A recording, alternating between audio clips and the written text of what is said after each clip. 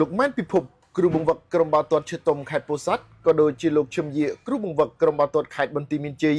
សុទ្ធតែបានបន្ទោសសំណាងបន្ទាប់ពីក្រុមទាំងពីរបានបង្កើតឱកាសរកគ្រាប់បាល់ជាច្រើនតែធ្វើពុំបានសម្រេច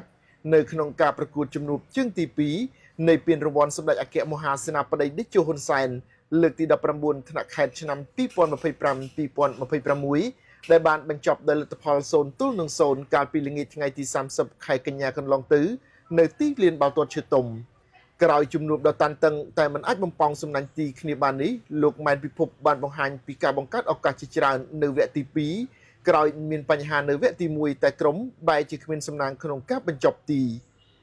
ការនេះបានធ្វើឲ្យលោកត្រូវបង្ខំចិត្តរងចាំអ៊ុតការប្រកួតបញ្ចប់ពូល D ដើម្បីកាត់សេចក្តីថាក្រុមណានឹងឡើងទៅវគ្គបន្ត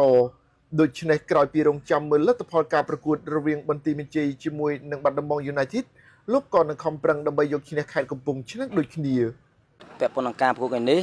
សម្រាប់តង់ទី1យើងបញ្ហាច្រើនមែនដល់ពេលតង់ទី2យើងបដូររបៀបលេងភាសាជាងមុនយើងមានឱកាសច្រើនប៉ុន្តែអ្នកផ្សេងអត់ដឹងប៉ុន្តែខ្ញុំជឿលើសំណាងព្រោះពេលខ្លះស្ថានភាពប្រកួតច្រើនមែនទេអត់មានអាចាំទីក៏យើងតមិនចូលអាការដាច់មួយស្មើយើងតអត់ចូលអាហ្នឹងយើងប្រឹងប្រែងហើយប៉ុន្តែចុងក្រោយយើងអត់មានសំណាងទទួលបានវាយរួមពាក់ព័ន្ធមកបន្ទុ